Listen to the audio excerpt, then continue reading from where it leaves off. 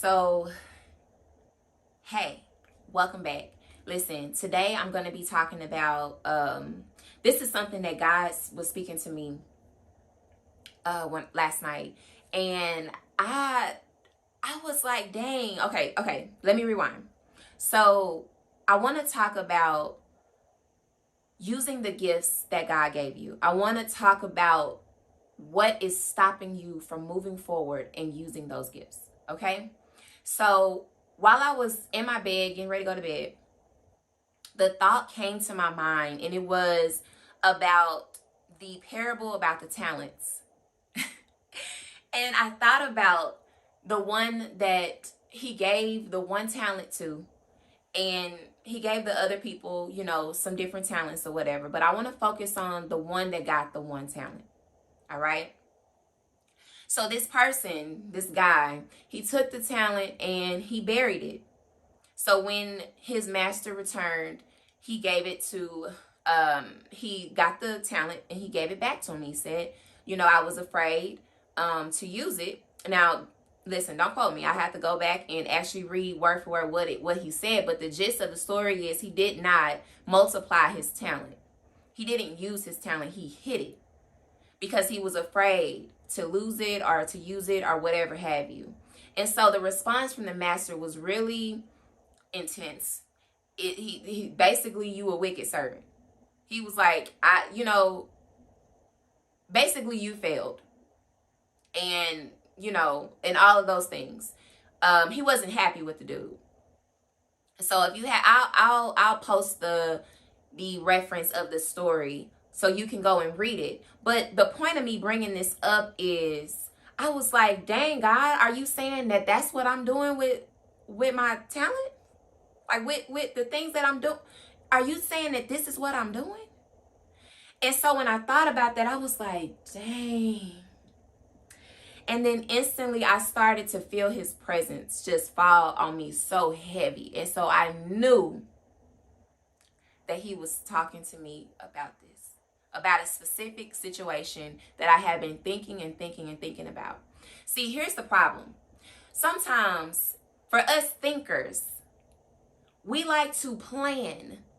But if you're anything like me, you will plan and plan and plan and plan and plan, and you won't execute. It takes you so long to actually execute the thing because you continue to plan over and over and over again.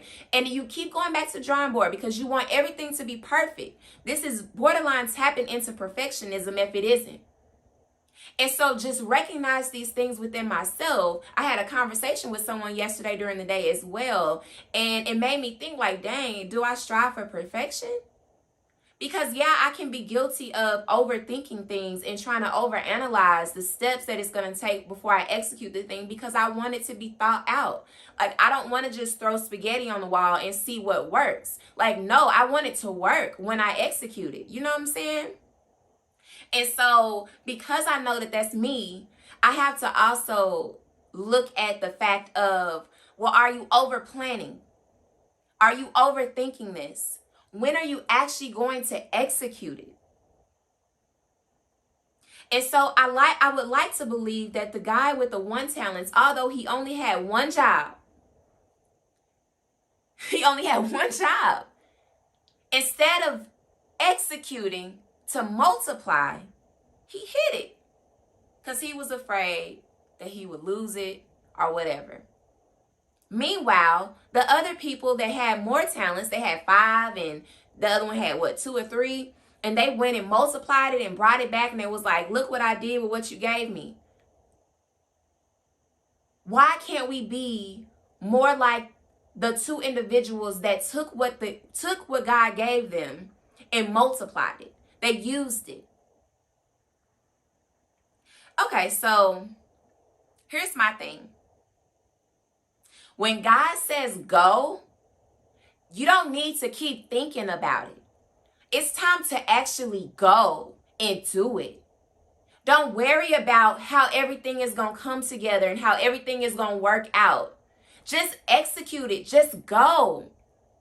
The only thing that at this point we waiting on you. Like, you're the reason why things are being delayed. You are the reason why things are not happening, because you're too busy at the drawing board writing down your plans that you forget to include the part where you actually execute it. Now, I'm going to tell you this, because my line of work as a business assistant and as a visionary and as one that gives strategy to visionaries to help them plan and organize their thoughts, there is balance involved in that too. You know why that works so well for me? Because the people that I work with are executors. The people that I work with actually are the ones that take off running. Look, the people that I work with are the ones that actually take off running. They don't give not a second thought to how everything is going to come together. They just go. And it's like, well, wait a minute. We need a plan first. So that's why we balance each other out. But what about, so when you have the one that just runs with it, and then you got the one that plans everything, when you bring them together, you find balance. So that's why it works, okay? I help people plan things out, come up with an action plan. We're going to organize your thoughts so we'll know what it is you need to focus on first. And then you can execute it. Right? I can do that. But on the flip side, when it comes to me, it'll take me a little bit longer. Because I don't have that balance, right? You need people in your life that's going to be like, go, princess. They're going to be like, it's time now. You've done enough planning. It's time to do it. Somebody that's going to hold you accountable. Right? So I said all that to say, whatever it is that God has placed on your heart, on your mind, whatever it is that God has said the time is now, I need you to take your plans that you made and go. Launch. Do it. Stop waiting on the perfect time. The perfect time is now. The perfect time is now. You don't need no more time to get things together. You've already spent enough time doing that. I am not talking to the people that just take one little word from God and then you run off with it. I'm not talking to you today. Okay? I'm talking to the people that like to plan and think and think and think and think and think, and you don't know when to stop thinking to just get up and actually do it. That's who I'm talking to today. Because this is my word, and so I know it's for somebody else too. Okay? I know I'm not the only person that thinks, and thinks. So when God says go, go. When God says move, move. When God says wait, we ain't got no problem with waiting because we're going to think that thing through anyway. So what I want you to focus on is that green light. When God gives it to you, be ready to launch that thing. All right? So just focus on that. Remember that. Don't be like the one that got the one talent and he buried it because he was afraid to execute it. If it's fear that's holding you back, if it's fear of failure holding you back, if it's the thoughts that ain't nobody going to support you, if it's the thoughts that how are you going to make this work and what is this going to look like, listen, if God told you to do it, he's going to give provision for it as well. He's going to sustain what he told you to do. At this point, he's just waiting on you to trust him enough to move. Everything doesn't have to be perfect for you to execute it. Everything does not have to be perfect before you actually launch it. This is where growth comes in.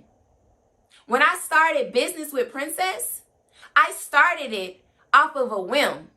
I didn't know what that was going to look like for me. I didn't even know that there was a such thing as a virtual assistant or an online business manager. I had no idea that these were a thing. All I knew is what I could do and who I wanted to help. And I don't know what it's going to look like, but I'm going to go ahead and make the efforts to move forward. I started creating my website. I started doing my research and looking and seeing what other people are doing, trying to figure out. I was talking to people at a college, trying to think about, do I need to go back to school for this? I was thinking about going to school to become an analyst. And when I looked at that price tag, I was like, no. Listen. Whew. When I got started, God began to give me clearer. I got more clear on the direction that God was trying to take me because I actually started moving my feet. If you don't want to move your feet, then you're never going to get to the place where God wants to take you.